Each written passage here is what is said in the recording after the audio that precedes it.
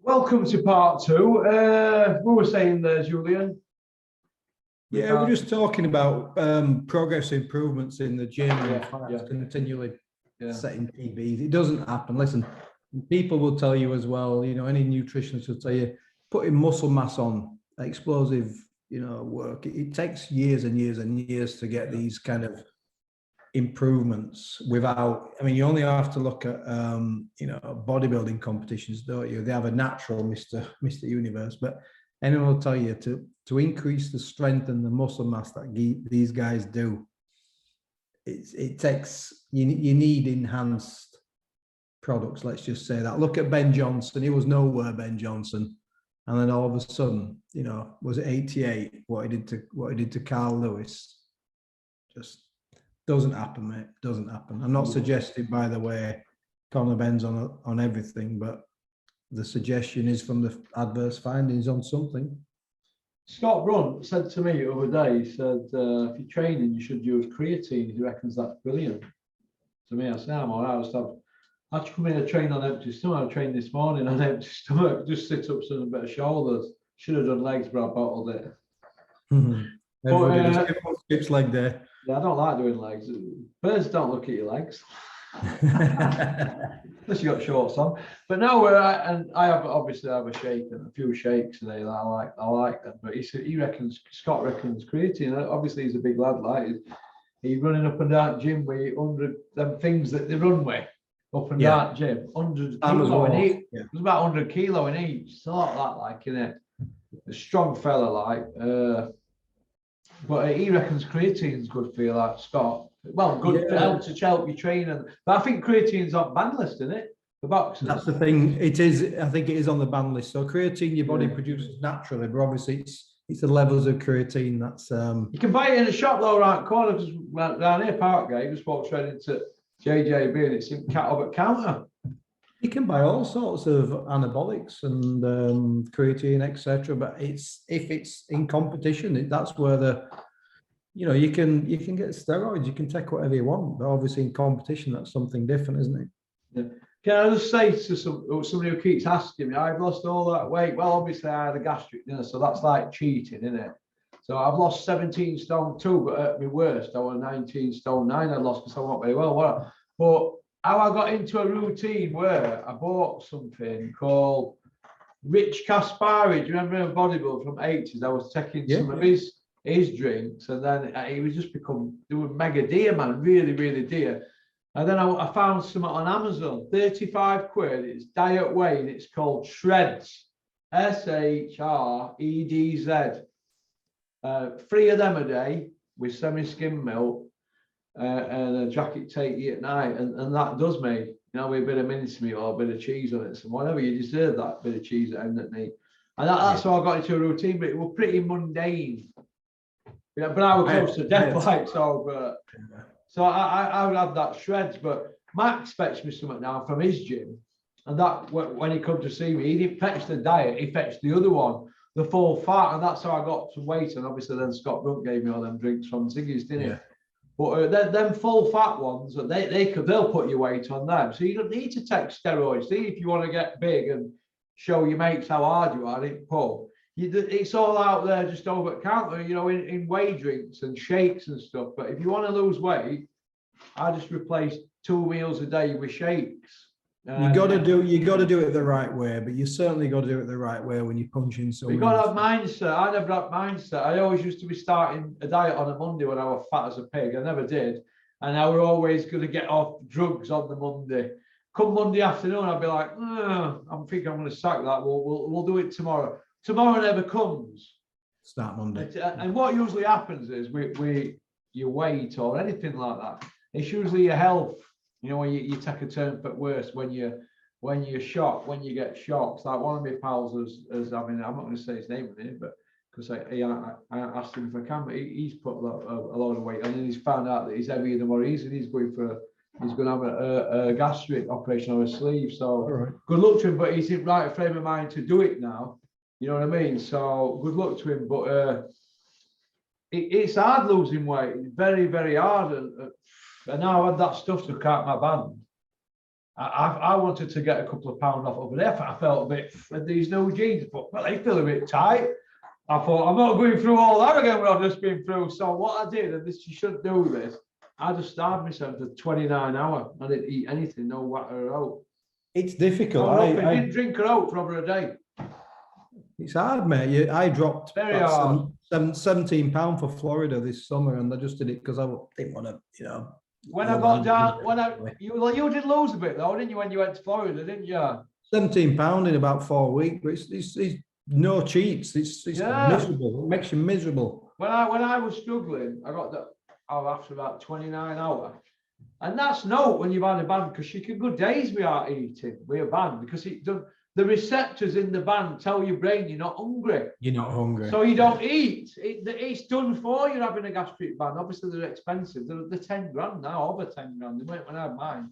They were like just over 7. But the receptors in it tell you not, because I kept thinking, I can't believe this. Why didn't I do this years before? So it's like cheating, isn't it? But it's each to their own, innit? But intermittent fasting, I found what best thing, because and that's all you're doing with your band, because you're going long periods without eating. It's eating away your fats, isn't it? When you get that cramp in your belly at night when you haven't been eating, that's what it's doing, isn't it? It's eating away your fats. So people can say, what's the secret? Well, the secret is to cheat, save your pennies, get a gastric, and then when you get your gastric, just be sensible. There's something in your head that tells you, you know what, there's too much butter on this, or that's too fat. You become picky. But I love them diet whey shakes. I'm addicted to them now. Moderation though for everything, isn't it? Obviously for fighters. Do you know when I was big and fat? And I shouldn't say this because there's people out there struggling with the weight. You get into that routine, laid in bed, you get up, you don't go for a walk, you don't do anything.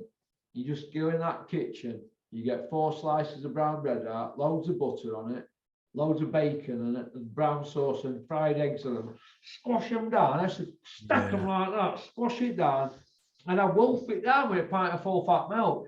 Because you think it's the norm, don't you? Because you're not cooled up mentally. But dieting is one of the hardest things ever. And all these pills, if you're fat and you want to lose weight, don't eat. Yeah, it's very hard. Fats on your body will feed you. What do you think bears do in winter when they hibernate? The fattest pigs, the bodies eats away the fats, doesn't it? So if they can do it, we can. But dieting advice for you there, not that I know where I'm on, mate. But, right, 258. They're saying that they were the ones who didn't want the Joshua Fury fight. Do you agree? Eddie Hearn apparently wanted it, so did AJ. Freddie Cunningham. I'll defend fighters. I always believe fighters want to fight. We discovered that with Chris Eubank Jr. last week. Fighters want to fight. Do I think Anthony Joshua's afraid of Tyson Fury? Absolutely not. Give him credit there. Fighters used to do this as amateurs for nothing. When they started out, they didn't know who they were boxing. You turn up, you box a kid. He could be next, like that Mike Tyson. He might not be. So Joshua, I think he's been protected by the team around him because they've said, listen, Eddie's saying this will be catastrophic for the DAZN deal that you've got. Yeah. Because let's be honest, that we're not saying it would have happened. It's very likely Fury would have beaten him, but I think there's a good possibility Fury would have absolutely towelled him. Yeah. Like just put a beating on him and then recovering from that would have been difficult to do. I'm not talking pick and poke for 12 rounds. I think Fury could have put a real beating on him. Yeah. And I think 258's done the same thing. Have they come from a point of view of concern for AJ or looked at themselves and looked at their own business? I don't know. I'd like to think every boxer has somebody who looks out for them. Maybe that's a bit naive and wishful thinking, but I'd like to think in 258 management or one of AJ's close friends to sit him down and just say, look, we can go a different way. It's going to be better for you, better for your health, better for your career. Let's just avoid the Tyson Fury right now. But the decision's been made, and we ultimately know it's because it's a long-term financial plan why they've stepped away from that fight. Yeah, but want the whole point of everything, all roads to undisputed. Absolutely. What happened to that? Fury's belt, if he gets Fury's belt, his back it makes, he can then go try and improve and beat Usyk. He's just lost a split to him. And if he's thinking in his head he beat Usyk, well, you might be able to beat him in next fight. So what happened to all roads lead to undisputed? That's gone out the window now, isn't it? I look at Larry Holmes, who was my hero, and Holmes, it was ill-advised, but when Holmes, 2.5 years on the sofa, passed his best, got offered Mike Tyson, he didn't say, I need a few warm-up fights, not yet. He just jumped at it, didn't he? And obviously he got knocked out, they brought the date forward. But Holmes had the mentality, he was one of the greatest heavyweights ever lived.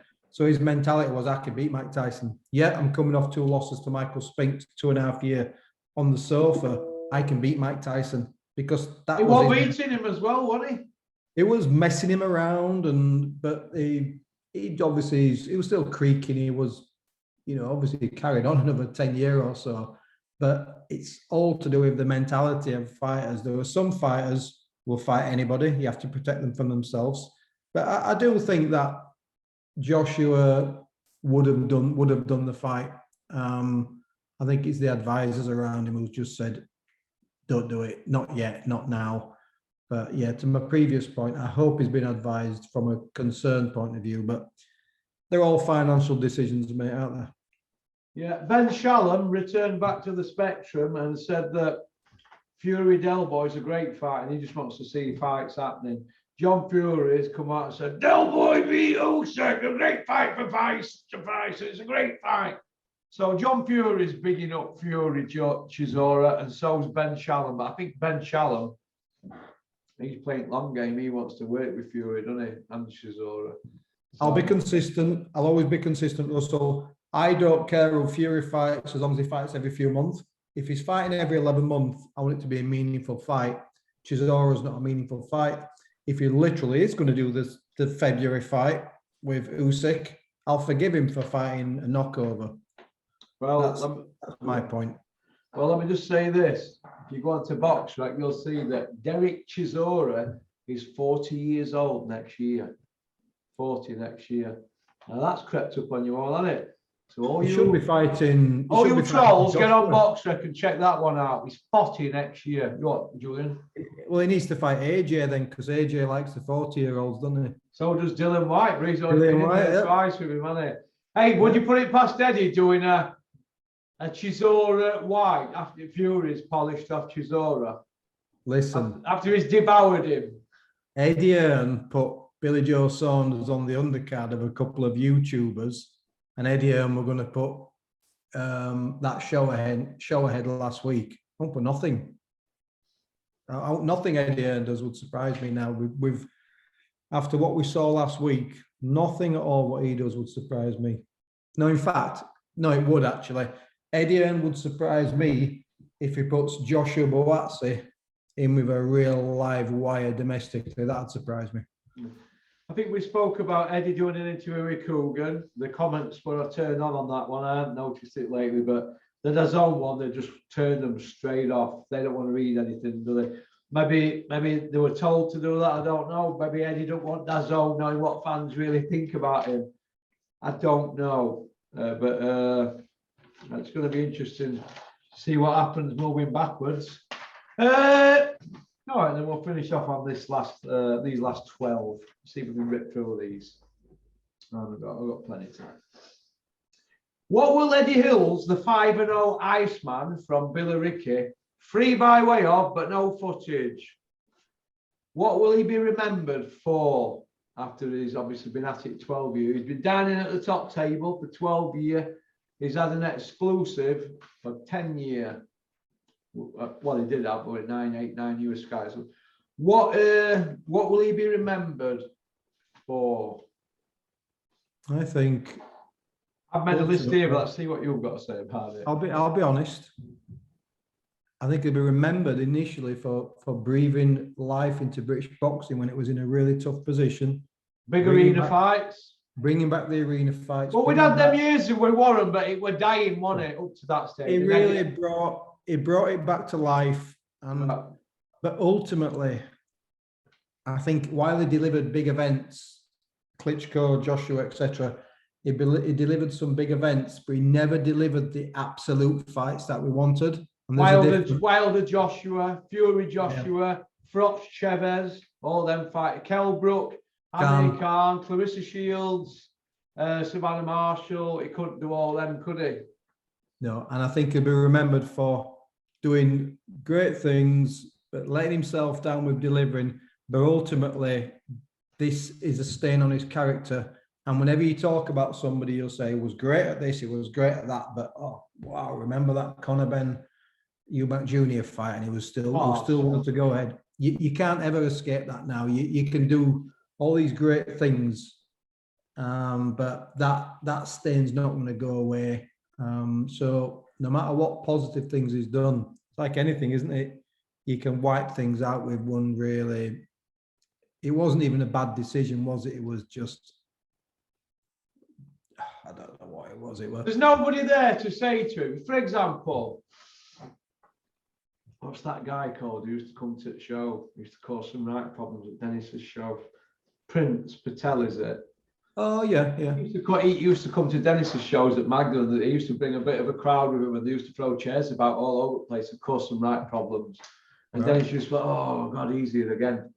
You know what I mean? He'd be like, to door staff, keep an eye on this lot. Well, I think Eddie's been allowed to just do what he wants, and there's nobody been there to say, hey, Eddie, don't do that, because that's not right. Yeah. This is what you should do, but don't do that. No, nobody's there to tell him, or nobody dared tell him. Maybe nobody dare tell him, and that's the problem. Maybe, you think? Well, what do they say? Your friends will tell you what you want to hear. Your good friends, your true friends will tell you what you don't want to hear. So it might be the, you know, in a room full of people, it could actually be the loneliest guy in that room. And this is what happens when we talked about this before, didn't we? About this privileged upbringing. Can't help that, you know, maybe, you know, more people should have that. I don't know. But you've had a privileged upbringing. You've had everything you want. You're surrounded by all these backslappers. But ultimately, it's very fake, isn't it? It's all these good-looking, handsome people, you know, these matchroom shows. It's superficial, it's fake, it's not authentic. And if he just had that one person who we respected, who would really give it to him, then he wouldn't have made those decisions that he's been making. And last week, he could have saved himself a hell of a lot of stress, because no matter what we say about his ego being huge and Eddie not listening, Eddie will be having those moments these last few days where he's feeling pretty shocking, actually, and down, and he'll be thinking, what was I doing? And what do you always say? Why did nobody tell me that this was just the wrong thing to do? It was immoral, actually, but I think he'd be sickened right now with boxing, and boxing's sickened right now with Eddie Hearn. So who knows how long's left? Yeah. Do you think he'll be remembered gimmicks at YouTube fights and Campbell, Hands of Foam Atom, Conor Benn, and taking advantage of the EIS, you know, the conveyor belt up at Sheffield that's lottery funded for amateurs, not matchroom fighters. Be wrapping big meat up in cotton wool, while all the while telling us he's the second coming of Ali, a bit like Herbie Hyde when his dad were big in Herbie Hyde of years. Because remember that one? I do. The Dylan White, Oscar Rivers dope scandal where they buried that. We all know what happened there, don't we? Where is Dylan White's B sample? Why is he running around saying Dylan White were cleared? They still haven't tested the B sample, so how was he cleared? They haven't done the B sample, yeah, but I know they released a statement, was it in 19, when they said, you know, he's clear and the traces of anabolic were minimal. It's like, how did that change? So it was a whole weird thing when I looked into that. No, that's not true. Frank Warren came out and said, that's not true, not right. I'll say it's not right. Yeah. Dylan White hasn't been cleared. Where's this statement? Where's this statement? It's all rubbish. It's all manufactured rubbish. Milking women's boxing because they were desperate to fill the dates when all they had to do really was work with promoters that he don't like to fill them dates. Because I think 9 fights in 12 years with Bricktop, that's not good. There should be, you know, 10 fights a year. They should have had 120 fights, shouldn't they, between them lot? The gimmick's what you've said, though. It's like, you know, Natasha Jonas, look at that fight with Terry Harper. She didn't get another look in.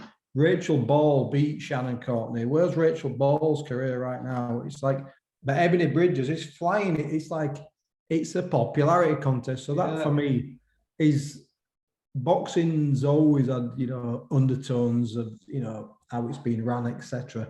But I think there's been elements of it that's been pure. And I think all the things you've just listed there, it makes a mockery of the purity of the sport.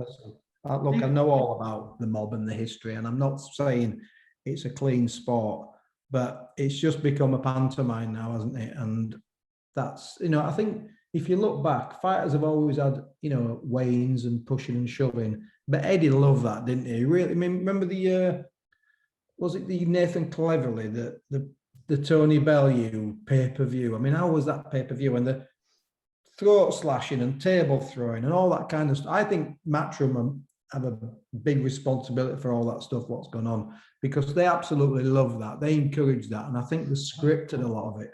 They absolutely scripted it. And I hate all that stuff, mate. I can't stand it. What about the George Groves situation where he ended up in a Manchester hospital overnight with concussion? And they were all told to keep the mouth shut, weren't they? Board kept the mouth shut. Eddie kept his mouth shut. And it were all to put pressure on Carl Froch for rematch, because obviously Carl Froch were like, well, why do I need to rematch him? I just knocked him out. And if anybody goes and speaks to Carl Froch, George Groves couldn't knock an hen over after round 6. He couldn't knock a hen over. He'd emptied all his tank. So Froch put his foot down on gas, didn't he? Got him out of there. We all saw the stoppage, didn't we? He slumped into Foster's arms. And you turn your back. Paul Sykes did it, didn't he, against John Elgardy? You turn your back, you've lost him. It depends on ref, doesn't it? Howard Foster did what he had to do. Froch finishes like a steam train. But let's not say anything about the concussion, because technically, if Groves had a concussion in that 9th round, how could he have gone another 3.5 rounds with a concussion? He could have been dead. But they kept it quiet to build rematch, didn't we? And we all know what happened there, don't we? So yeah, look, it's one of those, right? Groves performed out of his skin that night. He gave us for some 6 drama. rounds. For 6 rounds, he gave us some drama.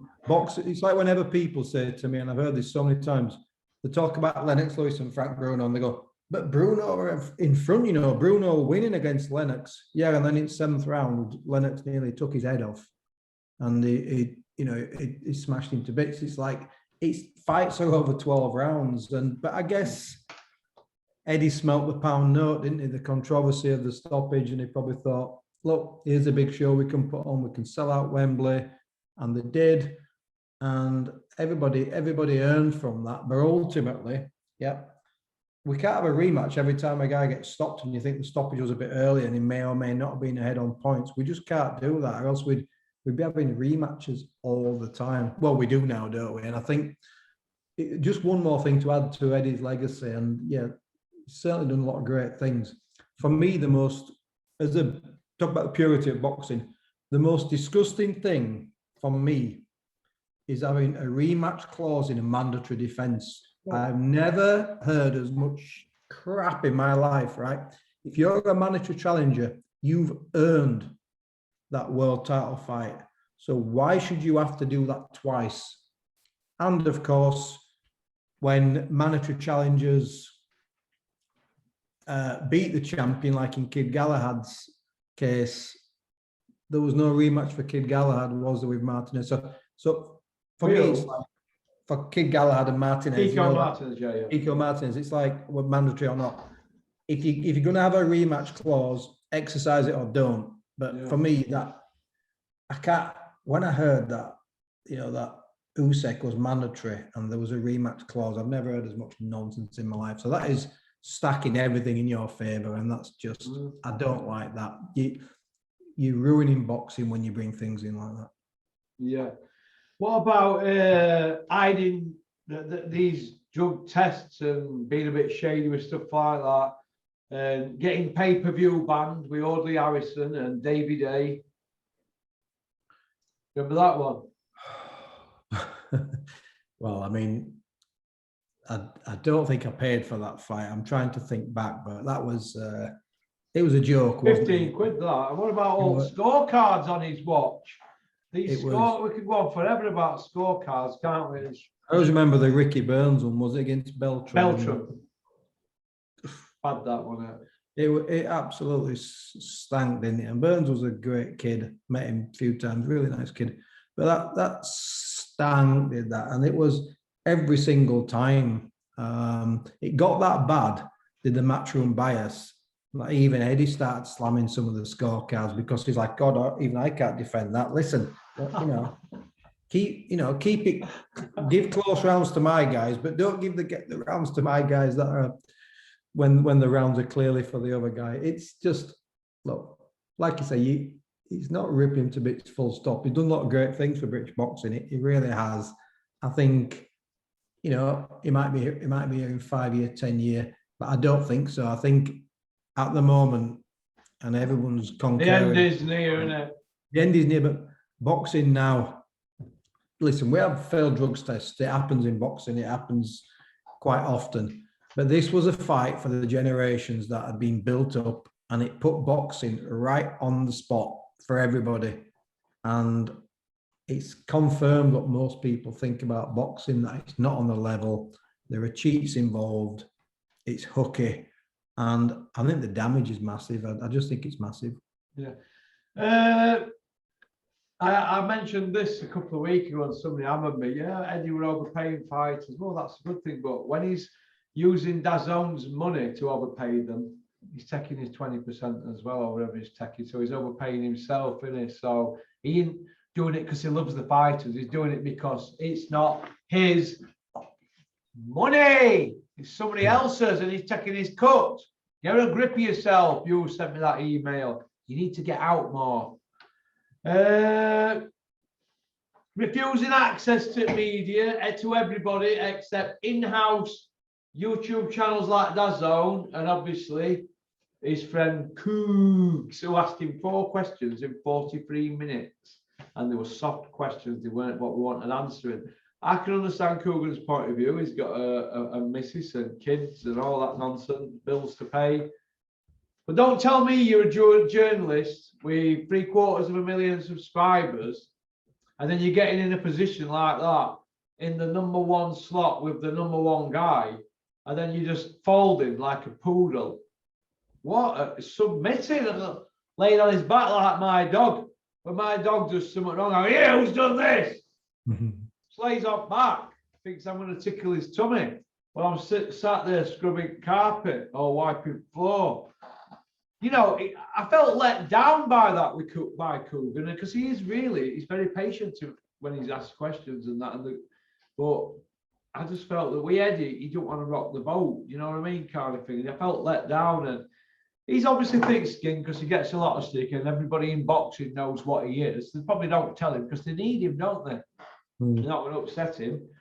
But it's pure, that interview was pure AIDS, Coogan, pure AIDS. You should be embarrassed to say you're supposed to be at top of your game and you're asking him softball questions. Yeah, it was weak. The best interview I've seen, and I know that Frank Warren has got an axe to grind, but Eddie was talking about lawyers and legal action against the border control. There was an interview Frank Warren did, I think it was with Umar, and he talked about it. Yeah, and we know what Warren's going to say about this, but he actually started quoting the rules and regulations of the British Boxing Border Control. It was quite funny. And he quoted in particular 2 rules and regulations. And it basically just meant the board were completely right to pull, their sanctioning of that fight. And also that you have to recognize other adverse drugs findings, even if it's not falls within UKAD. And it was just brilliant how I saw Frank just reading from the rule book, the little green book, and I thought, Eddie, you ain't suing anybody. You're not suing anybody. They don't like legal action, do they?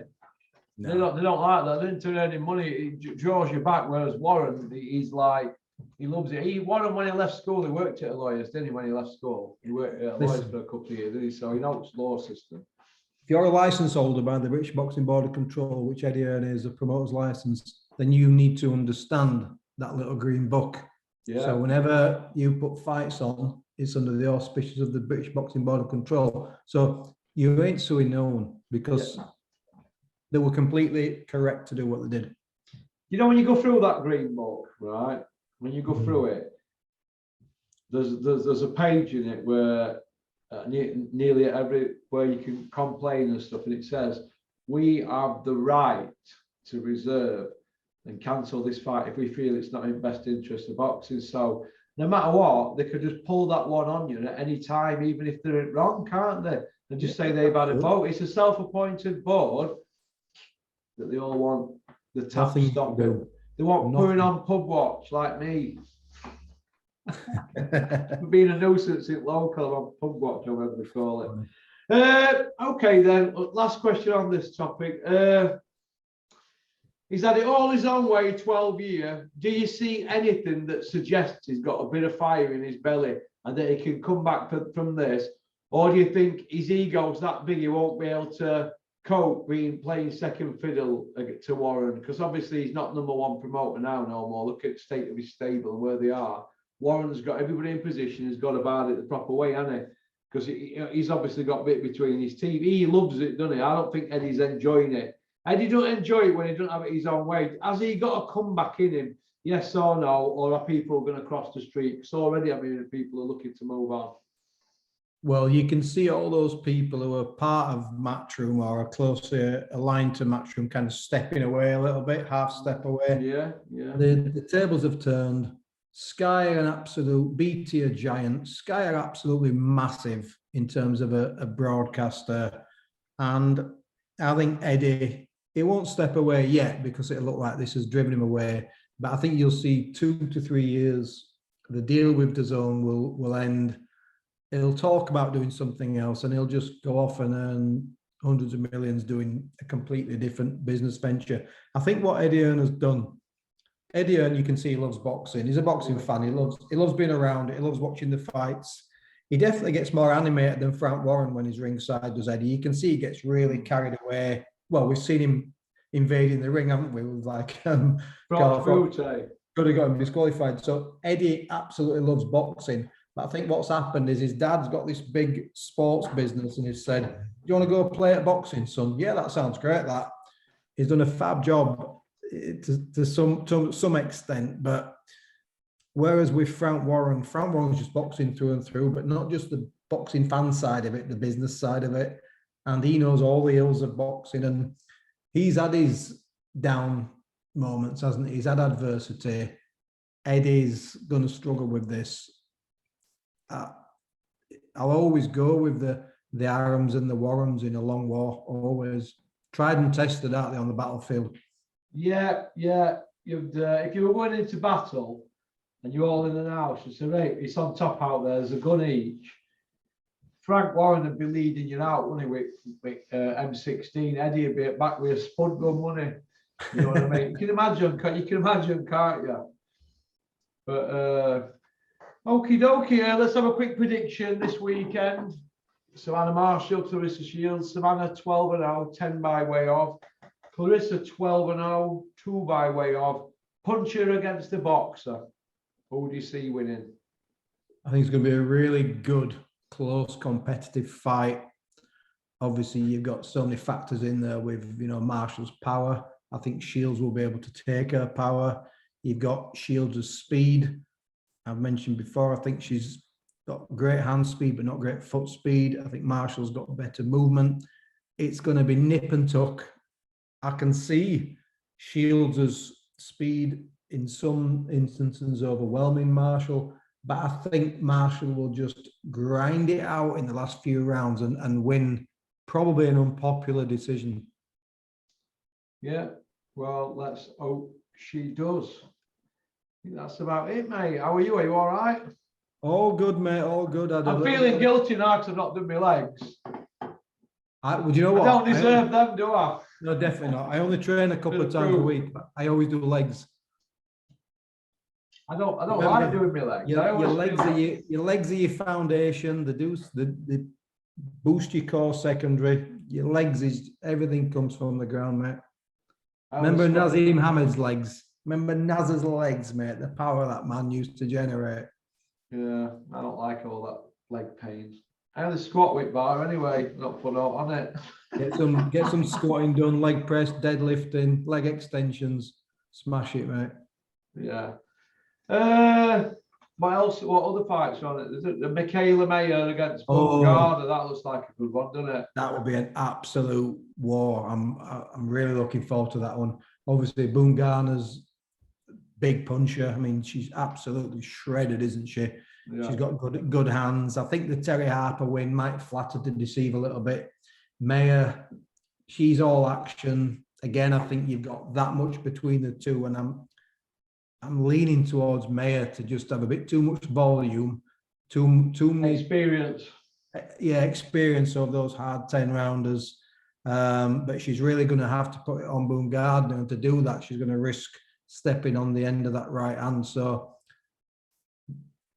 brilliant. Honestly, you never thought I'd get so excited about women's boxing, but these are two cracking fights, and I think either of them could be just literally a round would separate both of those fights. Okay. Well, listen, thanks for coming on. I've got Terry coming on in 40 minutes. Pass on my regards, and at home at some point I shall see him at one of Dennis's shows, and we'll be like Reggie and you and Terry, Dennis's new Fight Zone commentators.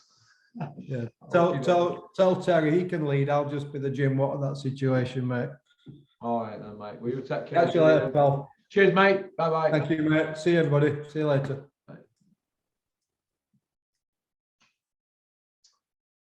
Well, that was Julian. Hope you enjoyed that video. I think that's about it. So, okie dokie. Pretty daunting, isn't it? Squatting. Okie dokie. Peace out. Oh, big shout out to Terry Wood. Fine, is it? In my phone. Terry, I'll give you a shout out now. All right, sometimes I forget. All right, peace out.